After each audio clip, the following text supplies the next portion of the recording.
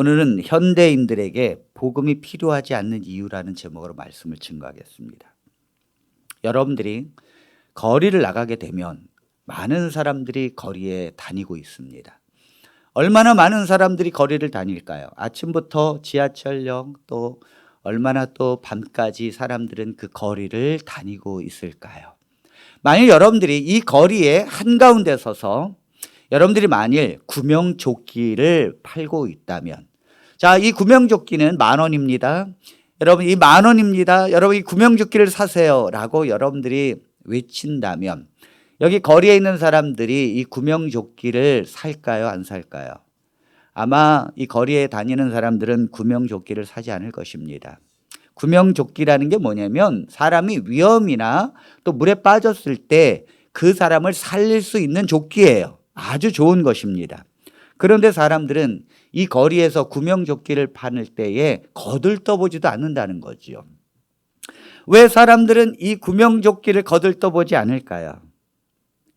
여러분, 이 구명조끼를 팔고 있는 이 사람의 그 말은 거리를 다니고 있는 사람들에게 별로 좋은 소식이 아니에요. 별로 매력적인 소식이 아닙니다.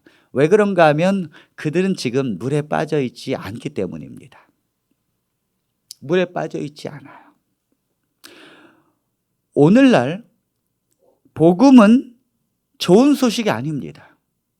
사람들에게 이 복음을 외쳐봐도 사람들은 그 복음의 기울을 기울이지 않아요.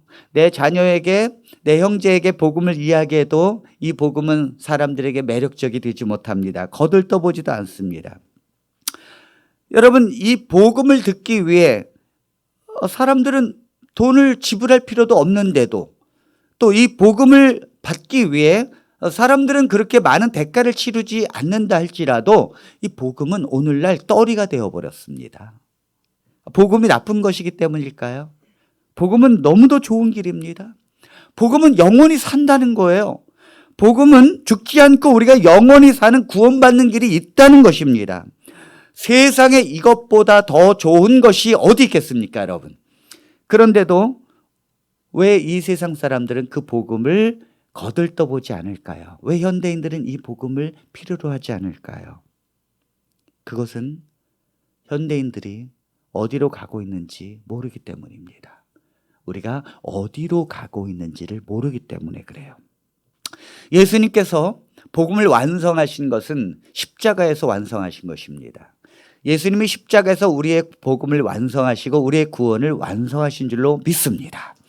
우리가 십자가에서 예수님이 우리의 죄를 짊어지시고 돌아가시고 부활하심으로 우리의 모든 죄가 속죄된 것입니다. 그러므로 그 복음이 완성된 것이죠. 그런데 예수님은 그 복음을 이루시기 전에 3년 동안 하나님의 나라와 복음에 관해서 설명하실 때마다 언제나 죄와 심판과 지옥에 대해서 말씀하셨다는 거죠. 언제나 그것을 빠뜨리지 않았다는 거예요. 언제나 죄에 대해서, 심판에 대해서, 지옥에 대해서 언급하셨다는 것입니다. 성경에 특별히 심판을 가장 많이 말씀하신 분은 바로 예수님이십니다.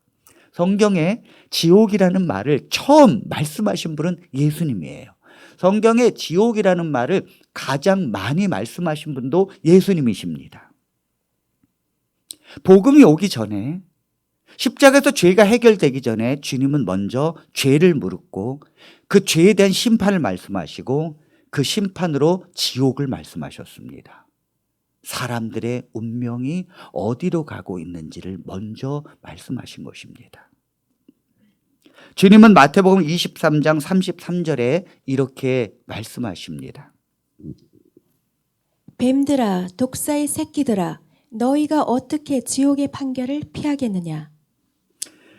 뱀들아, 독사의 새끼들아. 우리는 다 자녀들이 태어나면서 사단의 자녀로 태어납니다. 우리는 사단의 자녀로 태어나서 뱀의 자식이에요.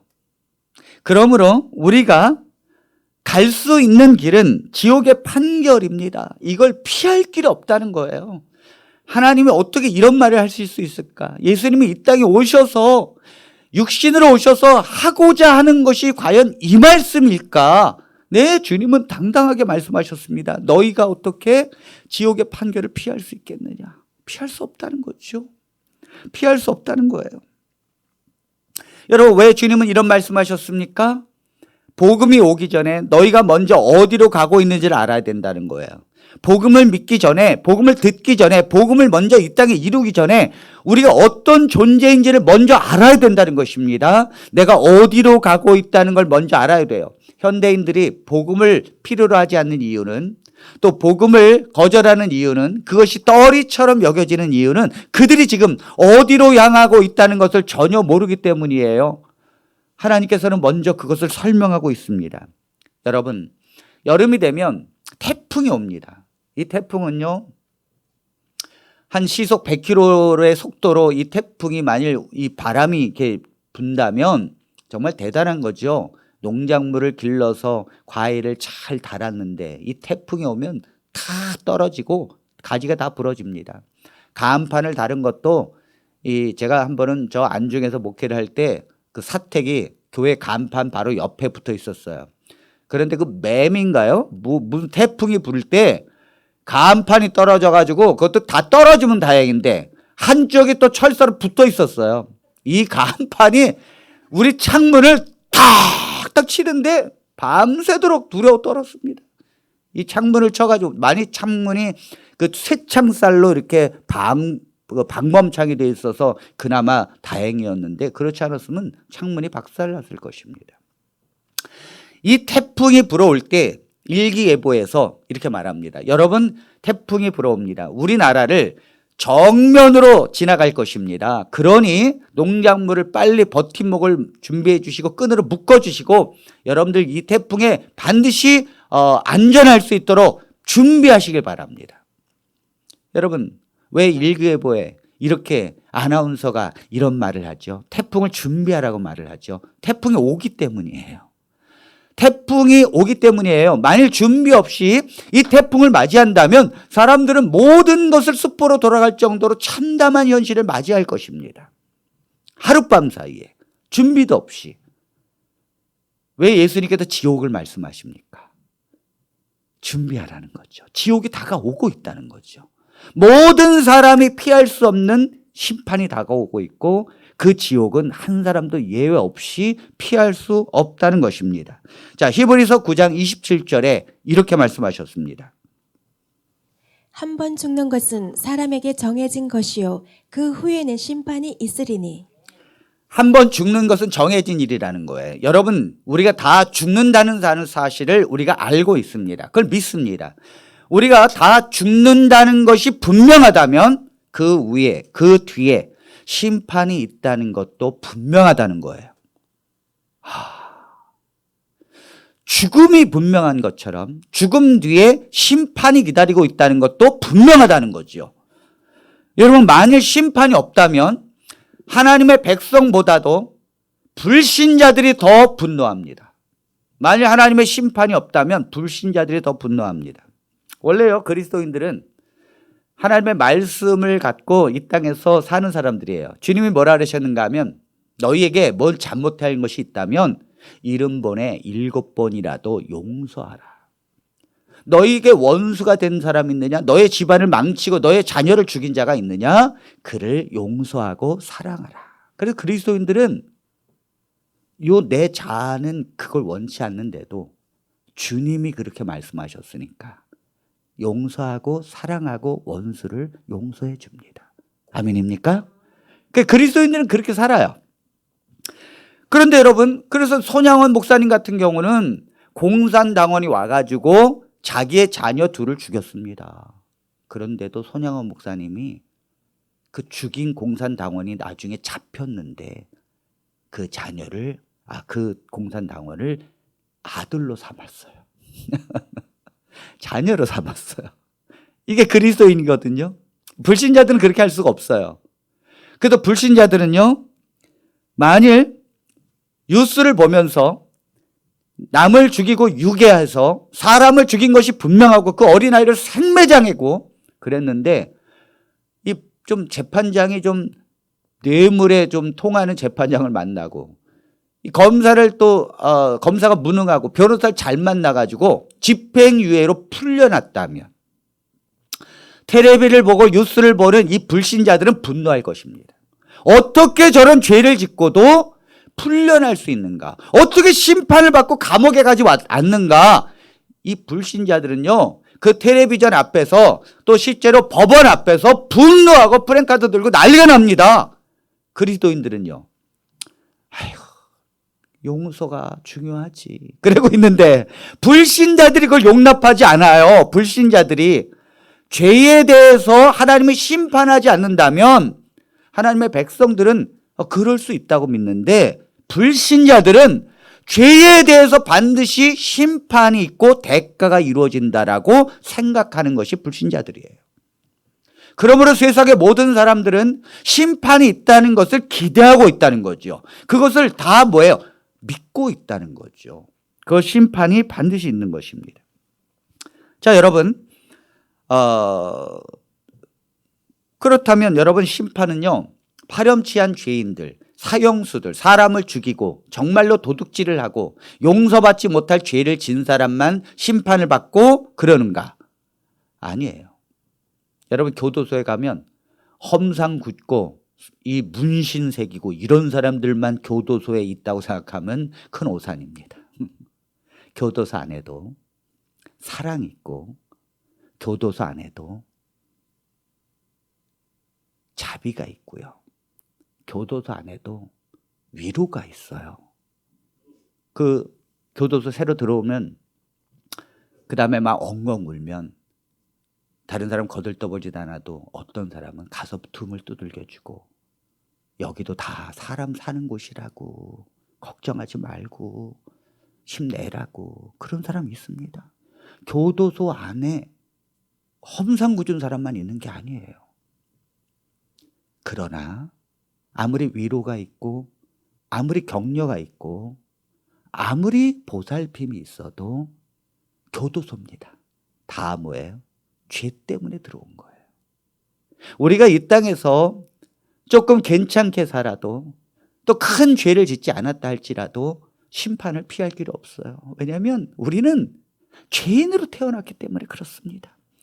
이 땅에 살면서 죄인으로 태어났다는 자체만으로도 심판을 피할 길이 없는데, 우리는 죄를 지었습니다. 실질적으로 우리는 죄 속에서 살았습니다. 우리는 하루에도 수없이 죄 가운데 살았어요. 그 죄 때문에 우리가 심판을 피할 길이 없다는 거죠.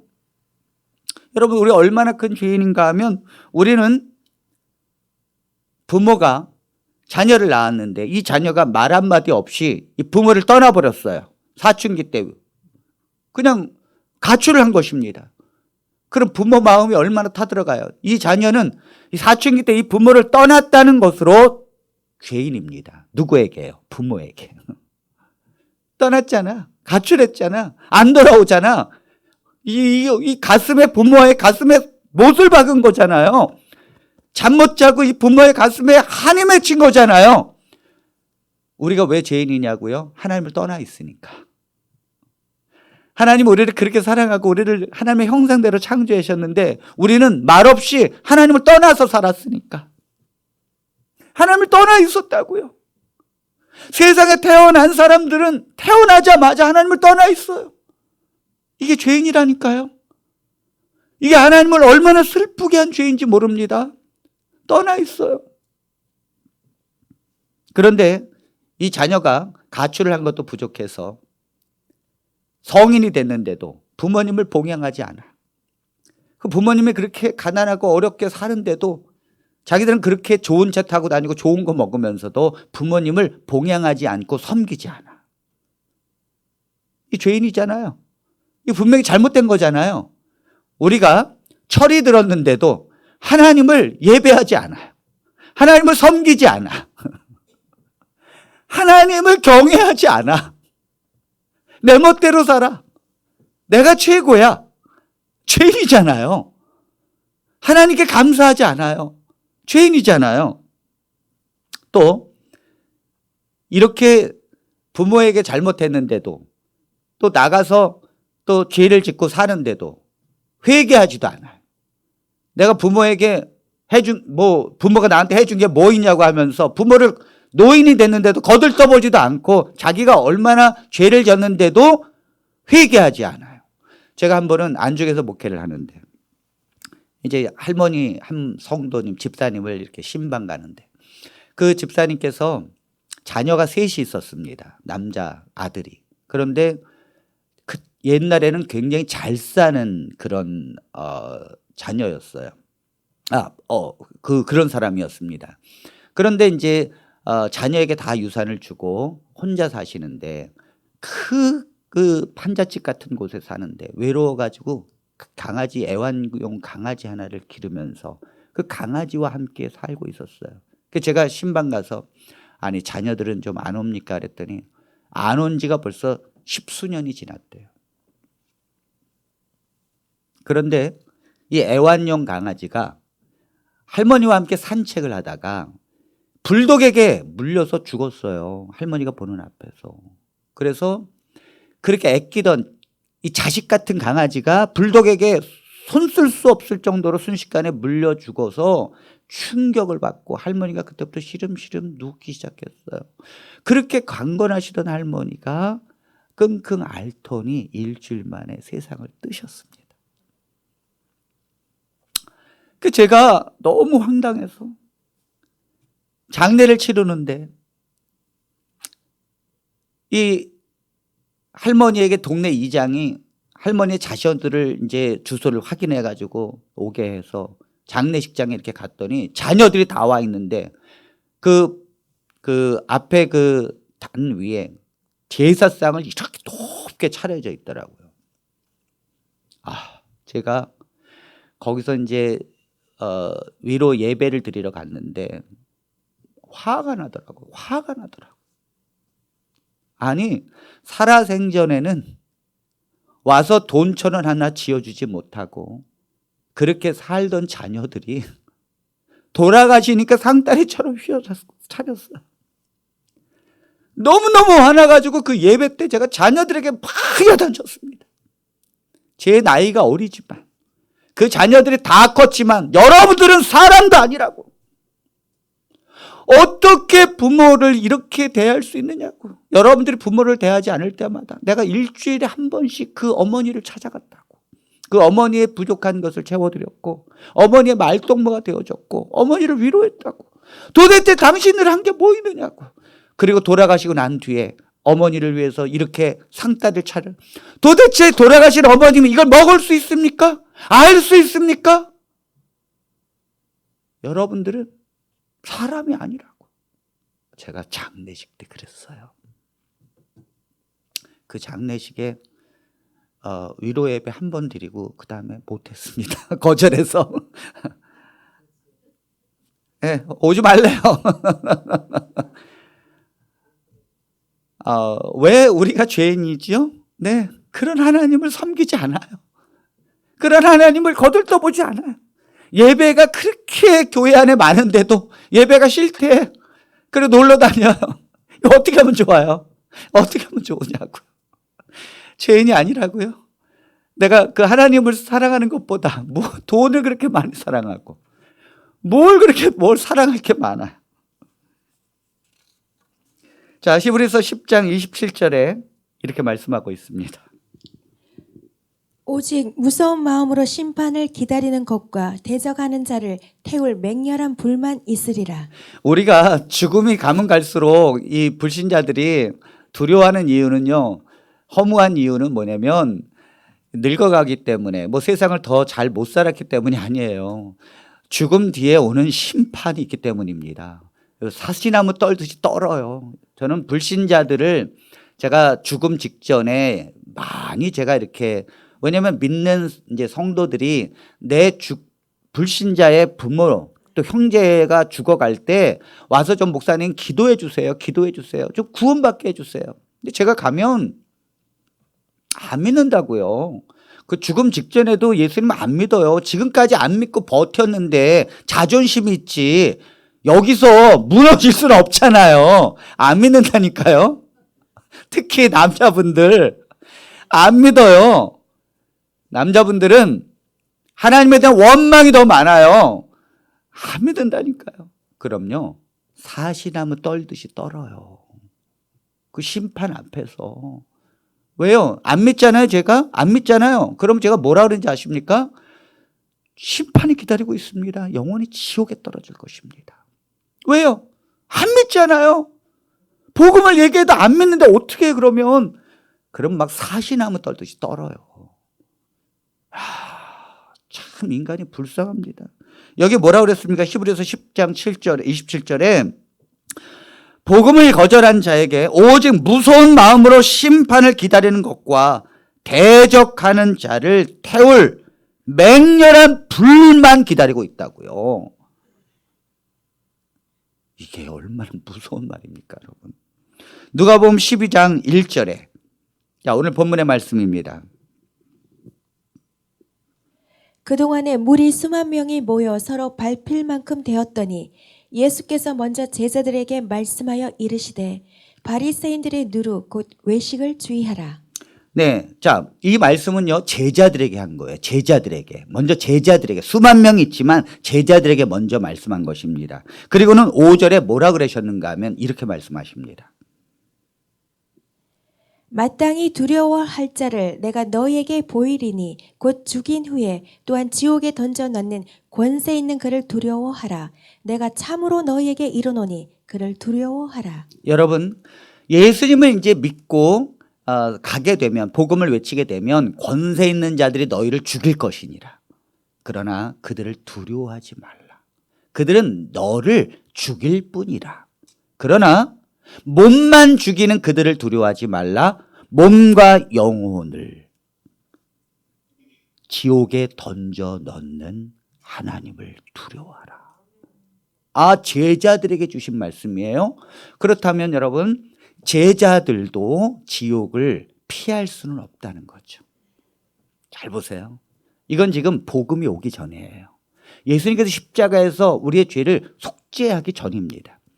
속죄가 없다면 제자들도 예수님과 3년 동안 아는 사이가 돼서 친분이 있다 할지라도 안 된다는 거예요. 지옥을 피할 길은 없다는 거죠. 왜 그렇습니까? 왜 제자들에게도 심판에 대한 경고를 하시고 지옥에 대한 경고를 하실까요? 심판은 사람을 심판하는 것이 아니에요. 심판은 오직 죄만 심판합니다.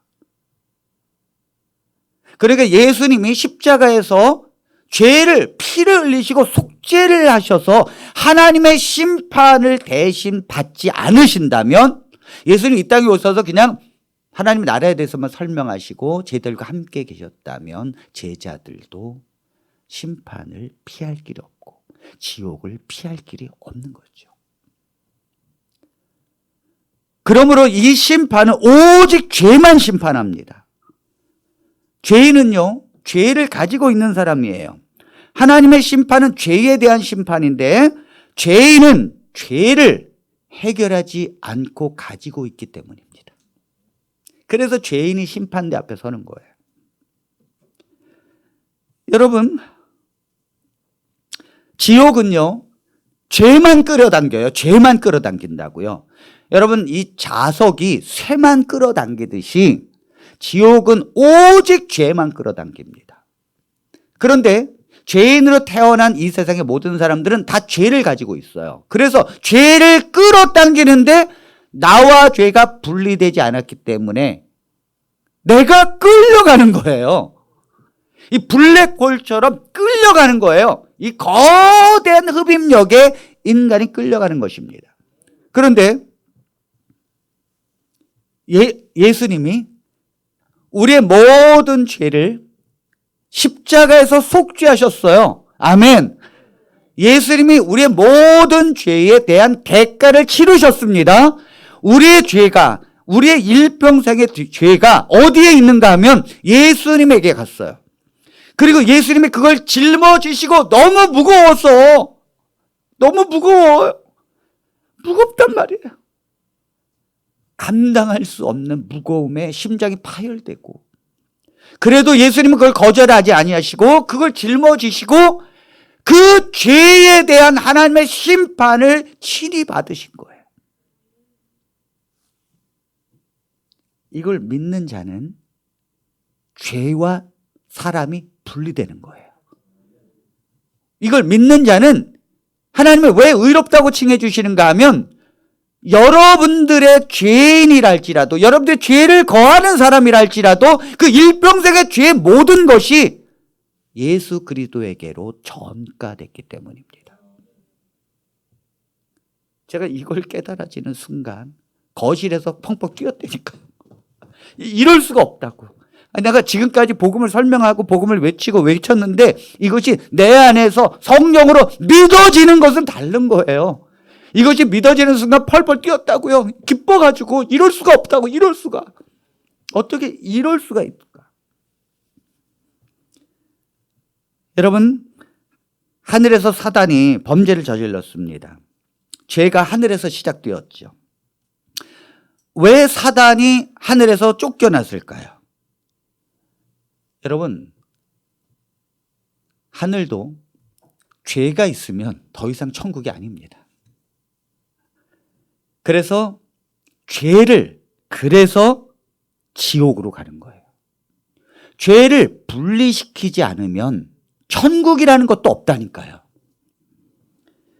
여러분, 이 조두순이라고 하는 사람이 그 어린 애를 갖다가 성폭행하고 그래서 그 부모에게는 정말 파렴치한 죄인인데 이 사람은 한두 명도 아니에요.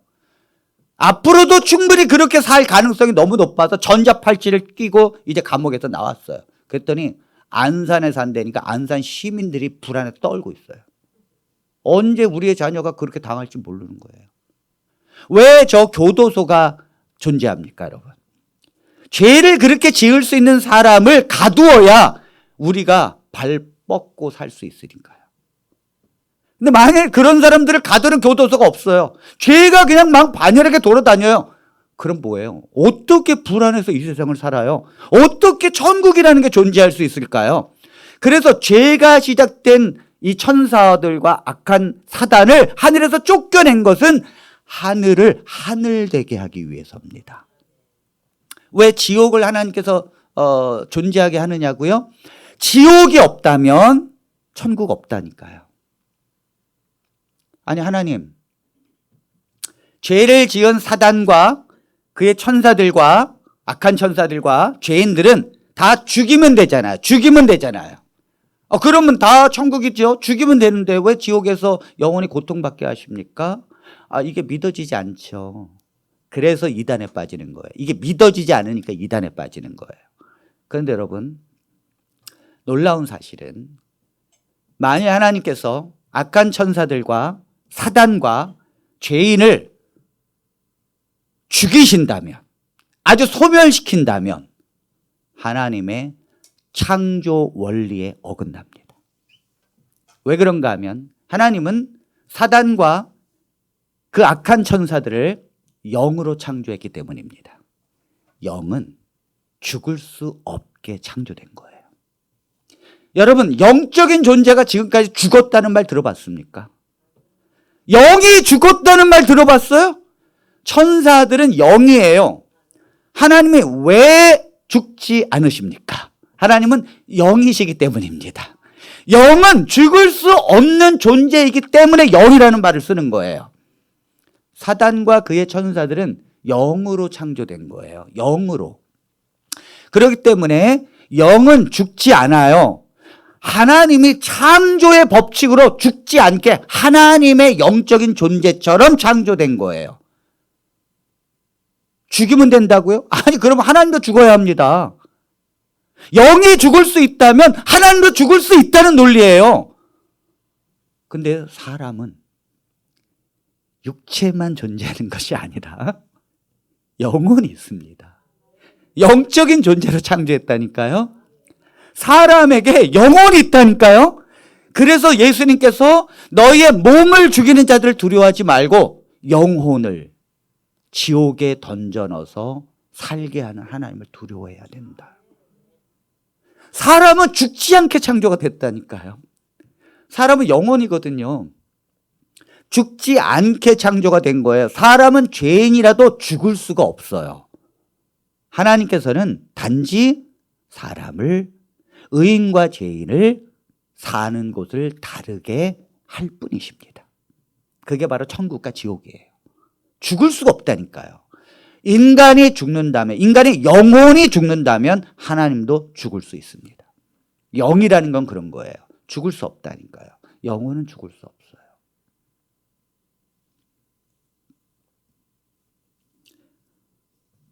왜 죄인이 지옥에 떨어지는가요? 죄를 해결하지 않았기 때문입니다. 제가 여기서 찬양하는데 왜 이게 기쁜지 알아요? 왜 이렇게 기쁜지 알아요? 죄를 해결했으니까. 죄를 해결했으니까. 심판으로 가고 있고 지옥으로 다 갈 운명이 하나님이 그 죄의 문제를 해결하셨다는 것이 복음입니다. 이것이 우리에게 좋은 소식인 줄로 믿습니다. 여러분, 사단은요, 유황불이 영원히 타는 곳에 사단은 거하게 됩니다. 요한계시록 20장 10절을 보겠습니다. 또 그들을 미혹하는 마귀가 불과 유황못에 던져지니 거기는 그 짐승과 거짓 선지자도 있어 세세토록 밤낮 괴로움을 받으리라. 여러분, 여기 그 사단과 그의 무리들이 들어가는 곳이 유황못이라고 했습니다. 유황못. 그러니까 이제 유황불이 있는 큰 못이라는 거죠. 그런데 여기에는 거짓 선지자도 있어. 왜 거짓 선지자가 있습니까? 거짓 선지자 때문에 하나님의 백성이 미혹당하고 거짓 교리에 속아서 복음을 가리웠기 때문에 그래요. 복음이 없는 게 아니에요. 거짓 선지자가 복음이 없는 게 아닙니다. 다 이단은 복음이 있습니다. 그런데 그 복음이 가리워져 있다니까요. 거짓 교리 때문에 가리워져 있어요. 그래서 거짓 선지자들은 다 뭐예요?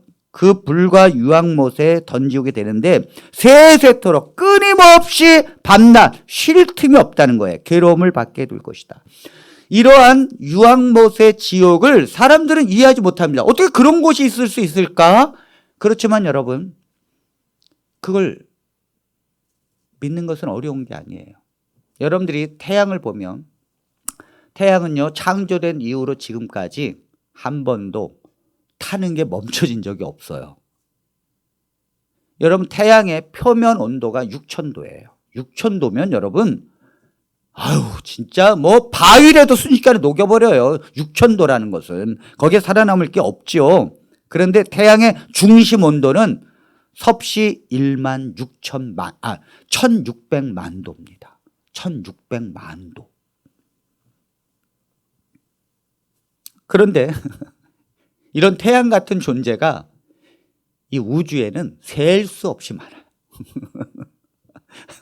아예 지글지글 다 지글지글 타고 있다고요. 한 번도 꺼진 적이 없어요. 어쩌다가 우리도 태양과 조금 가까이 지구가 있다 보면 여름에 뜨거워서 나가질 못해요. 그 태양빛에 녹여진 그 모래사장 걸으면요, 맨발로 걸으면 발을 뛰질 못한다니까요. 너무 뜨거워서. 근데 이게 여러분 계속 타고 있다고요. 이 지구, 우리가 사는 지구도 내부로 들어가면 펄펄펄펄 끓는 뭐예요? 불구덩이라니까요. 온도가 6,000도라니까요. 지구 내부에도. 아니, 목사님, 동굴로 내려가면 시원한데요? 아니, 더 내려가 봐요. 더 내려가 봐요. 점점 뜨거워진다니까요. 지구 내부가 펄펄 끓어가지고 화산이 팍 폭발해서 마그마 불꽃이 나오는 것은 나 불덩어리야 라고 우리에게 가르쳐주는 거예요. 나 속에서 불덩어리거든? 너희도 그거 알고 살아야 돼. 이거 가르쳐주는 거예요. 그러니까 우리가 지구에 살면서 우리가 불구덩이 속에서 지금 사는구나. 이거 하나님의 은혜가 아니면 살 수 없는 거구나. 지옥, 유황못이 있고 불구덩이가 있다는 거? 아니, 여기저기 다 불구덩인데 그게 왜 안 믿어지죠? 그게 왜 안 믿어지냐고요. 영원히 타는 거? 그게 왜 안 믿어져요? 지구의 불꽃이 뭐예요? 꺼지지 않았다니까요. 태양빛, 그 불꽃이 꺼지지 않았다니까요. 여러분, 이단에서 잘못 배우면요, 아무것도 안 믿어지는 거예요. 아무것도 안 믿어지는 거예요. 성경도 안 믿어지고 아무것도 안 믿어져요. 아니, 태양이 저렇게 영원토록 타는데, 지구 내부에 펄펄 끓는 물이 영원히 타는데 왜 지옥의 불은 꺼집니까? 안 꺼진다니까요. 왜 안 꺼지죠? 거기에 들어가는 존재가 영적인 영혼의 존재이기 때문에 그래요. 영혼이 죽지 않고 사단과 마귀의 천사들의 그 영이 죽지 않기 때문에 불도 지옥도 영원히 거하는 곳입니다. 이게 예수님의 복음이 없다면, 우리가 예수님을 믿지 않는다면 피할 길이 없다는 거예요. 피할 길이 없다는 거예요. 창세기 19장 24절에 이렇게 말씀하십니다. 여호와께서 하늘 곧 여호와께로부터 유황과 불을 소돔과 고모라에 비같이 내리사. 그러니까 우리가 그걸 안 믿으니까 하나님이 그래? 그럼 한번 내가 보여줄게. 그래서 내린 게 소돔과 고모라 성에 하나님의 그 지옥의 불이 내려진 거예요. 그러면 목사님 꺼졌잖아요. 그 불 꺼졌잖아요. 아니라니까요. 유다서 1장 7절을 보겠습니다. 소돔과 고모라와 그 이웃 도시들도 그들과 같은 행동으로 음란하여 다른 육체를 따라가다가 영원한 불의 형벌을 받음으로 거울이 되었느니라. 자, 여러분 소돔과 고모라 성에 하나님의 영원한 불이 내렸어요. 그래서 죄를 만들었습니다. 아, 그 불은 꺼졌네요? 영원하지 않네요? 아니라니까요. 여기 말씀을 자세히 보세요. 자세히 보세요. 이단은요, 자세히 보지 않았기 때문에 이단이 되는 거예요. 성경을 자세히 보세요. 여기 영원한 불의 형벌을 받았다 그러잖아요. 그 불이라는 게 영원한 불이라니까요. 이거 어디에서 왔는가 하면 하나님에게서 온 거예요. 그런데 이 불의 심판을 받은 거예요. 여러분 성화봉송을 하면 저기 밑에서부터 이 올림픽 경기장까지 그 불이 꺼지지 않습니다.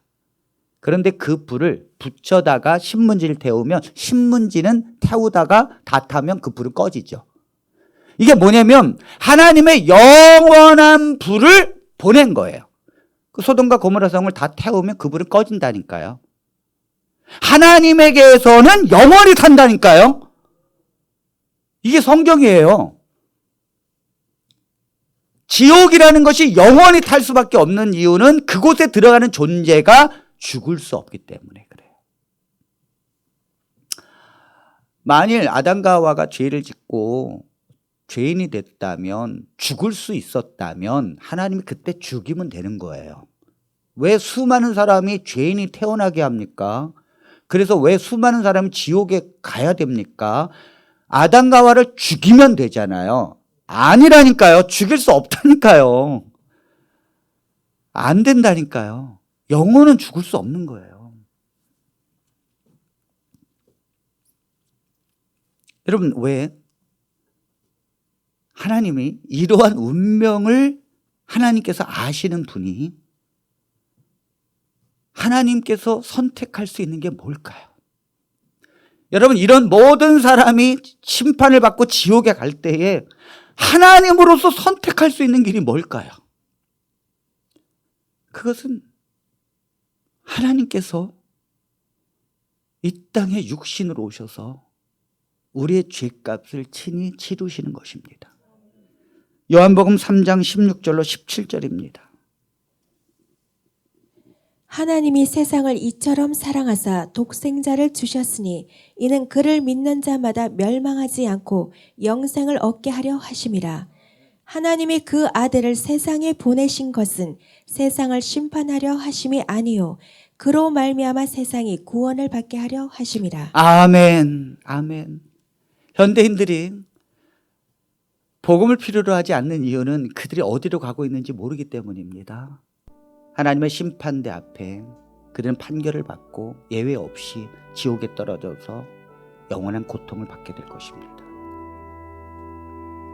왜 유황불이냐고요? 왜 이런 오늘날 우리가 타는 불 정도가 아니고 왜 그 유황불이냐고요? 육체를 태우는 불과 영혼을 태우는 불은 다르기 때문에 그래요. 영적인 존재는 더 강력한 불이 있어야 하기 때문입니다. 이런 이치를 알아야 돼요.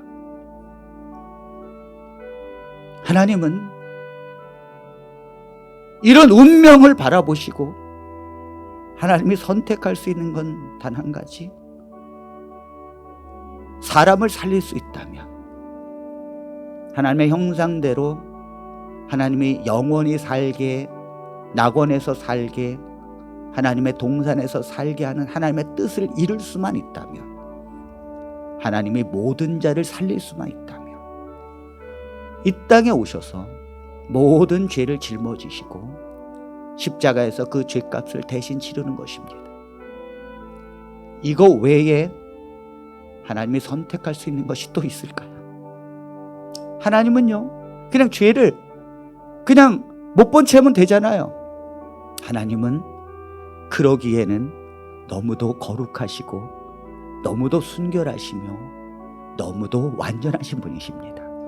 하나님은 한 오라기의 죄도 그 죄 때문에 지나치지 않습니다. 하나님은 그 죄에 대해서 공의롭게 판단하십니다. 만약 하나님이 그 죄를 그냥 없애버릴 수 있다면 왜 예수님이 십자가에서 죽으셔야 한단 말입니까? 한 오락이라도 죄에 대한 건 피할 수 없다는 거예요. 그래서 하나님의 독생자이신 예수 그리스도가 죽음으로써만 그것을 갚을 수 있는 것입니다. 만일 그것을 그냥 피할 수만 있다면 왜 예수님이 십자가에서 죽으셔야 합니까? 하나님이 그냥 죄를 없애면 되고 용서하면 되지. 안 된다니까요. 우리를 하나님께서 용서를 해주는 근거는 이미 십자가에서 죄값을 예수님이 치렀기 때문에 그래요. 치렀기 때문에 용서가 되는 거지, 치르지 않은데도 용서라는 건 없습니다, 세상에. 예수님을 믿는 것이 얼마나 위대한가. 우리가 우리 자녀를 이렇게 태어나게 하면 얼마나 좋습니까? 자녀를 사랑하기 전에 먼저 하나님은 우리를 사랑하셨습니다. 우리가 자녀를 바라보기 전에 먼저 하나님은 우리가 태어나지도 않은 상태에서 우리가 태어날 걸 바라보셨어요. 그리고 기뻐하셨습니다. 여러분들을 기뻐하셨어요. 하나님을 무한한 사랑으로. 여러분들이 그리스도를 믿는 순간 하나님은 마음을 이제 놓으셨습니다. 행여나 여러분들이 그리스도를 바라보지 못할까봐, 십자가의 속죄가 무효로 될까봐 하나님은 노심초사하셨을 때, 여러분이 성령께서 여러분들에게 들어오셔서 그리스도를 바라보게 하시고 성령을 바라보게 하시고 하나님의 사랑을 깨닫게 해주십니다. 행여나 이것 여러분들이 강팍해서 그걸 거절할까봐, 피곤하다고 그걸 거절할까봐, 살기 힘들다고 그걸 거절할까봐, 내 몸이 아프다고 그걸 거절할까봐 하나님은 노심초사하시고 또다시 예배 속에서 하나님의 말씀을 다시 선포하라, 또다시 선포하라, 계속 말하라, 내 백성이 받아들일 때까지.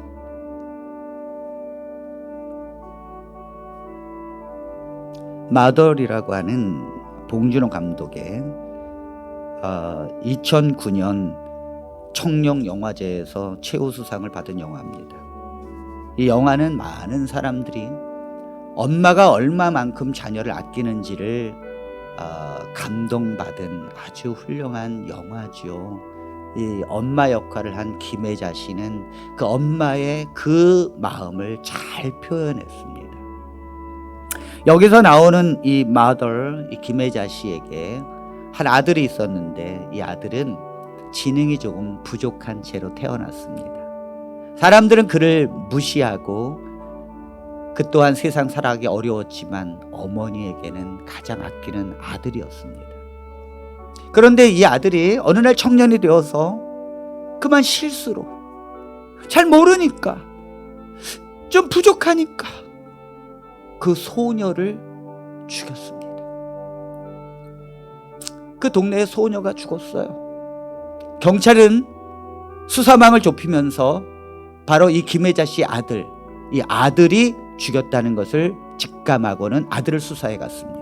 아들은 전응하예요. 그 수사가 뭔지도 몰라요. 죽이는 게 뭔지도 몰라요. 그냥 실수로 죽였어요.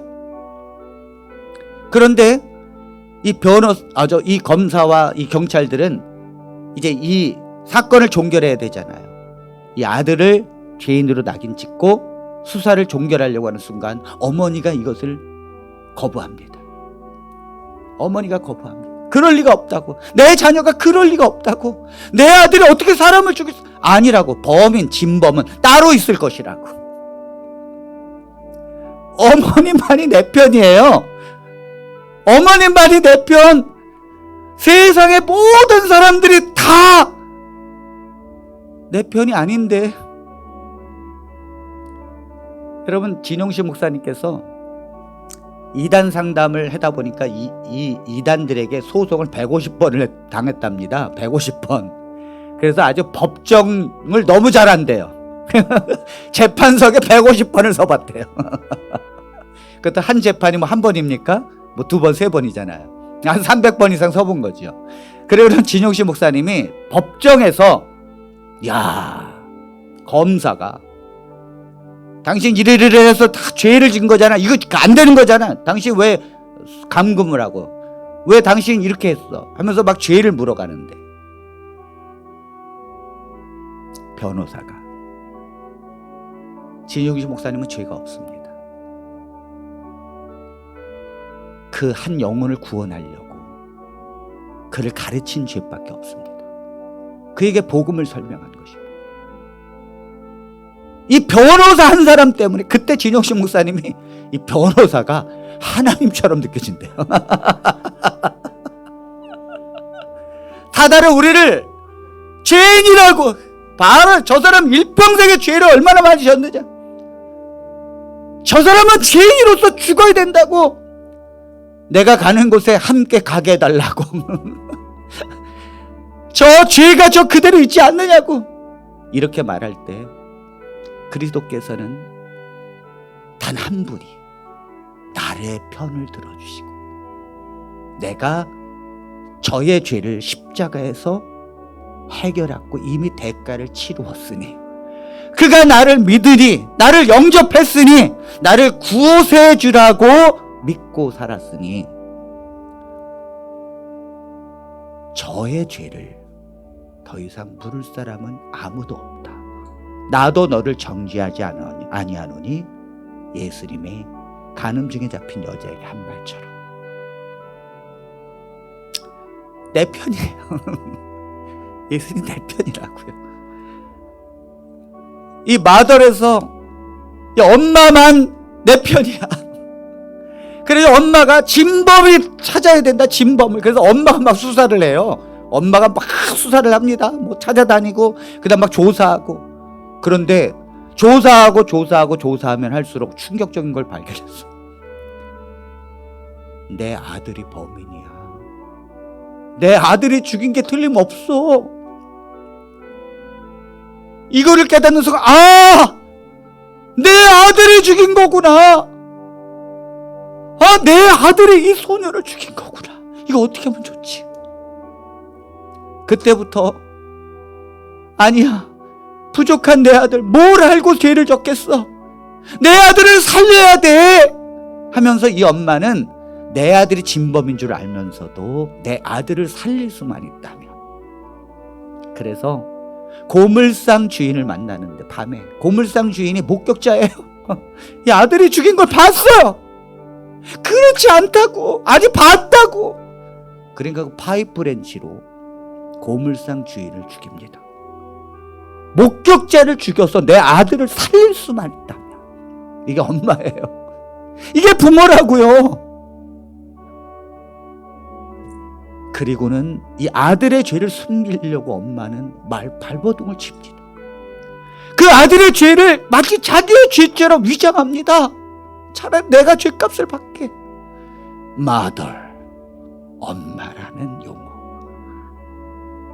그 엄마가 위대해도 하나님은 그 위에 위대하십니다. 사랑하는 성도 여러분, 여러분들이 복음에 관해서 들었다면 당신은 분명히 하나님이 사랑하는 자녀인 줄로 믿습니다. 여러분들이 하나님의 복음에 관해서 마음이 강팍함이 무너지고 그 복음을 받아들였다면 그것은 성령의 역사인 줄로 믿습니다. 여러분이 하나님의 복음에 대해서 눈물이 난다면 그것은 반드시 하나님의 성령의 회심의 역사입니다. 그 축복이 여러분들 가정과 여러분들이 사랑하는 모든 자에게 임하게 되기를 간절히 바랍니다.